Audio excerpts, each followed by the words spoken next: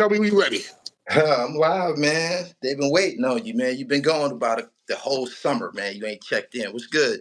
Well, I'm moving around, man. This is my major time where I'm on the road. My major season is from April to December. So, I mean, I for people that don't know, I'm not sitting in my house. I travel 49 weeks of the year, pretty much.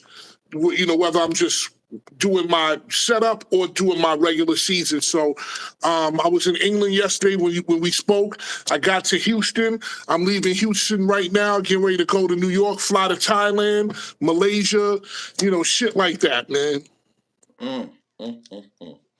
First off, we're going to have to change your name when you come to my platform. You're looking real good, brother. I can tell that fitness is working out here. We're going to call you Big Scoop. Oh, man. Well, you know something, man? I've always been, I haven't eaten meat in like 30 years.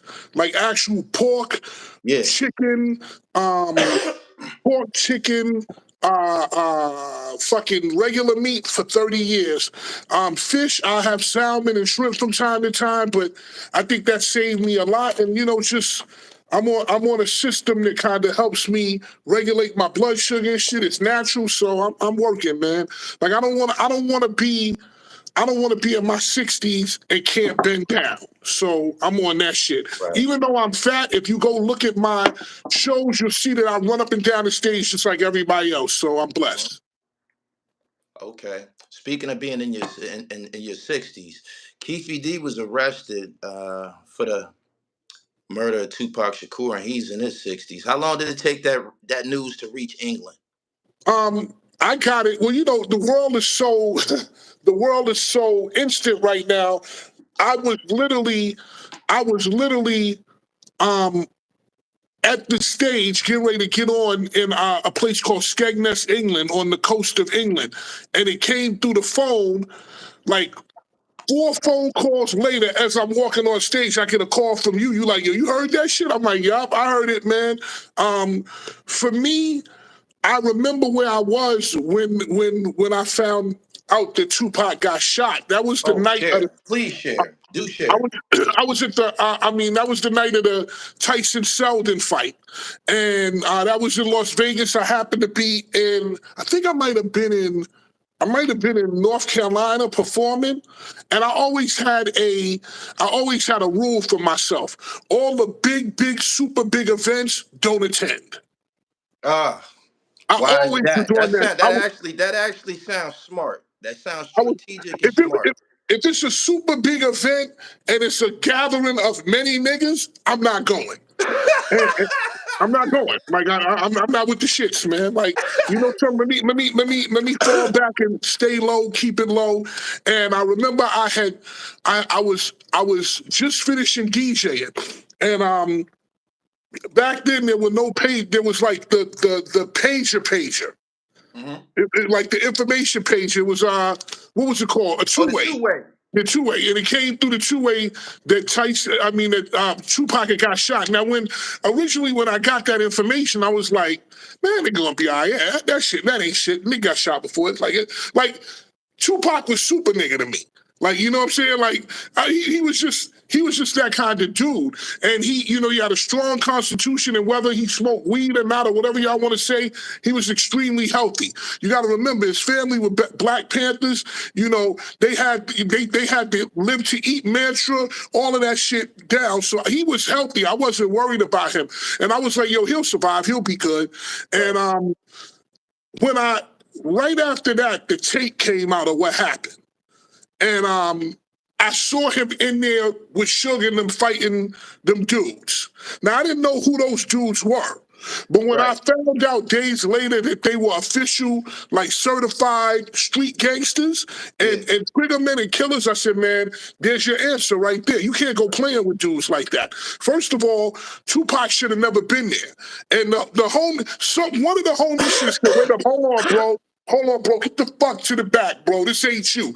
Stay on the mic. Because anybody who's a real gangster should know that you protect the bag at all costs. Whether he's the homie, whether you extorting them, whatever you doing, you got to keep that bag where it's supposed to be. You can't fuck up the bag. Like similar to Tekashi.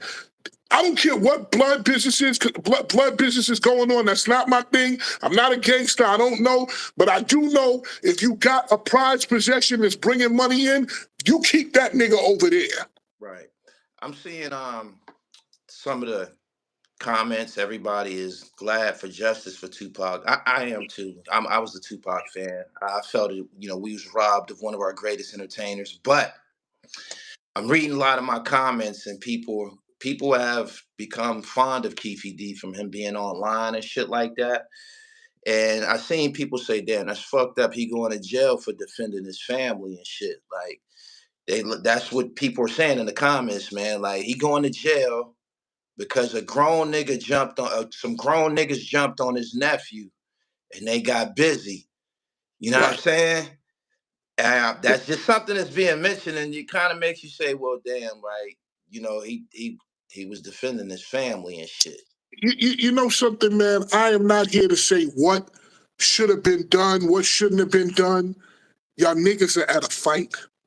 This is in the beginning of cameras. Like, this is in the beginning of cameras, man. Like, come on, you supposed to know better. This is a place where billions of dollars are being exchanged. They got cameras. How you gonna play games in a place with cameras? Like, that don't even make no sense. That's supposed to be, let's take it outside. We can do this shit in front of 662 or whatever. Like, we can't do this here. That's like doing that in the whitest of white areas. That shit is like doing that shit on 59th Street and Madison Avenue in New York. Are you out of your mind, bro? But I guess sometimes when emotions get in the way and emotions everybody's adrenaline is going, that's it. And also you gotta remember these niggas are real gangsters, Gully. So the default is bang bang. It ain't nothing. Right. You understand? And then, for me, what's scary about this entire thing is where it can go. Because the man, Keffe D is what, 60 what? I think he's 63. All right, so we don't know. Maybe the man's 63, got diabetes, bad feet. Maybe the nigga can't bend down. I don't know what his situation is. He probably doesn't want to be in jail. That means that man's going to talk. Now, which way is this going to go? Can't tell on nobody. All of his co-defendants are dead. They made that plain at the press conference. He's the surviving murder suspect. Gully, listen, man, I'm going to tell you something. There's always something to talk about. Right. Sir, I am not Barry White's son. I am Fat Man Scoop. Niggas can say anything. There's as long as see what scares me about Keffe D is that he was talking so much. He must have more. He must have something that he's gonna give them that's gonna just be like, all right, we'll forget about that. He already gave him the coup de grace, bro. He been gave it to him. He gave it to him in front of the whole world. He said that. Didn't he say that he passed the gun? Did he say that?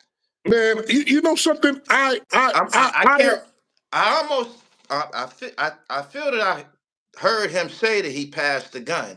Now, Gully, as you know, I am a consumer of ghetto foolishness from time to time. Right. But I don't dig that deep in it, so I don't remember who passed who the gun or whatever. They also hid the gun afterwards. They went and continued the party. They put the gun on the wheel of the whip, a caddy or whatever, and went out and partied and shit, pop bottles and shit. Because that's you gotta. That's what I said. These dudes are the default. Like the default for them is shoot a nigga and then go have a salad. It ain't nothing. Like when Jadakiss said, "We'll kill you and discuss this shit over a beer." Like these are the kind of dudes. That's real life of what dudes do. You understand where I'm coming from?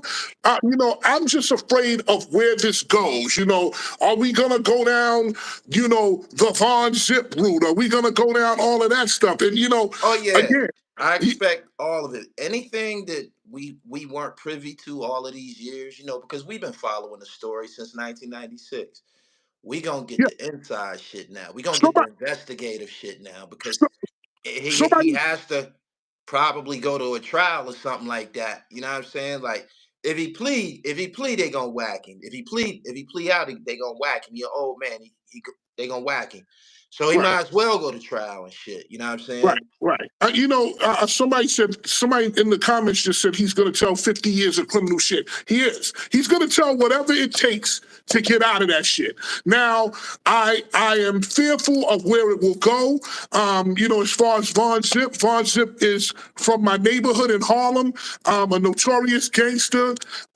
Again, with Von Zip, I can't speak to anything because all of my dealings with Von Zip have been above the board. When he had zip code asking me to come down and get on the mic and shit, it's all been above the board. So I don't have any stories with that. It seems like the more notorious the gangster, the more lame my stories are. Like, my dealings with Jimmy Henchman were him giving me a stupid ass check, when I thought it was going to be a beef. And he's like, yo, man, I got a check for you. Like, so my thing with Von Zip was, zip code and, yo, bro, I need you to come through. And it wasn't even no argument. Envelope was passed. It wasn't no shit. Just seeing Von Zip in the big ass Phantom. So all that other stuff, I guess is above my pay grade. Again, Gully, one of my biggest things, and one of the reasons why I thank the Lord I'm still alive and I'm still moving right now is I mind my fucking business. And I stay the fuck out the way.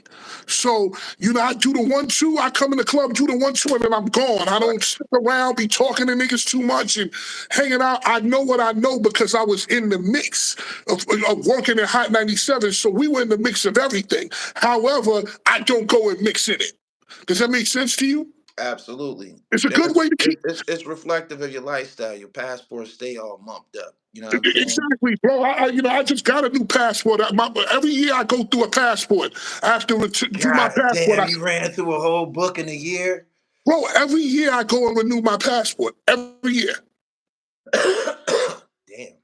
You got to remember Barcelona, Tokyo, fucking Belgrade, Russia. I'm out of Russia and out of China now. I'm probably going to age out of Russia and China because of the conflict. But I go to China 4 times a year. Hong Kong, any place you could think of that niggas party, I go there. So I stay in my lane. I know who I am. I'm comfortable with what I do. I knew Tupac. I knew Tupac well.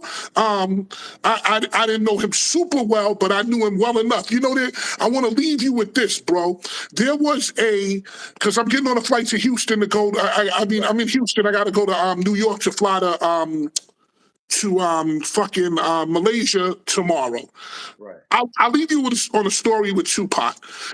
Did you watch the Notorious movie? Yeah. There was a scene in the Notorious movie where him and Biggie Smalls were in a pool hall, and somebody put the camera up, and they were like, "Hey, Tupac, what's going on?" He said, "Man, fuck your camera, motherfucker!" Like, he got aggressive with him, and then he turned around and said, "Oh, motherfucker, I'm just playing." He did that shit to me one time. He did that shit to me one time in Midtown Manhattan. He was with a couple of niggas. This was years ago, like 95, like right as he was coming up. And I was in Manhattan. He had a bunch of niggas, slew-footed niggas, man, like a bunch of niggas. And I was like, "Yo, Pac, what's going on?" He said, "What the fuck you mean what's going on?" I said, "Yo, Pac, what's going on? Like, what the fuck on, nigga? Yo, what the fuck you mean going on, nigga?" And in my mind, I saw it was a lot of people, and I was like, swing, and whoever swing, try to get as much as you can. Get down, put your head up. Hope your kidneys don't bleed. And I'm like, "Yo, Tupac, nigga, what you doing?" Like, "Yo, fuck, talk about, nigga." And then I looked at him. I was like, "Yo, Pac." And he said, "Oh, nigga, I'm just fucking out of here." And then he just hugged me. He was that kind of guy. He was a great guy, man. He's crazy, but great. I got one last question. Do you feel that NWA caused the destruction in the hip hop culture? 100%. Scoop, I think about that all the time. Everything changed. Everything changed. Everything changed in '89. Everything changed because we went from. They came out before '89. G. Ghetto Boys was out by '89. It was really Right, but bad by '89. it wasn't as pervasive as it was after NWA. It's like and pervasive. I believe pervasive is the correct word. It was just once them dudes came on, man, it was destruction. And I've heard a certain rapper say that it was connected to the prison industrial complex. I don't know if that's right. However, I do. You think Dr. Dre? You think Dr. Dre woke up one morning and said, "I'm about to create some music that's gonna make niggas go to the penitentiary"? No. Here's what I think happened, and I'll leave you on this note. Here's what I think happened. That's the cab calling me. Here's what I think. I think them niggas figured out a way to talk to the people where they live, and it worked. They was talking to all of us, though. Everybody was affected by police Yeah, brutality. but they didn't know. They was just talking to niggas around their way, and it worked, bro. Scoop, the world was affected by police brutality, though. 100%. But that's what it was. I'm gonna. Here's what I'm gonna do. I'm gonna go get on the flight. I'll either hit you tomorrow in New York, or I'll hit you when I get to Thailand, brother. All right, peace. I'll catch you in a minute, bro. Love, man. Love. Peace.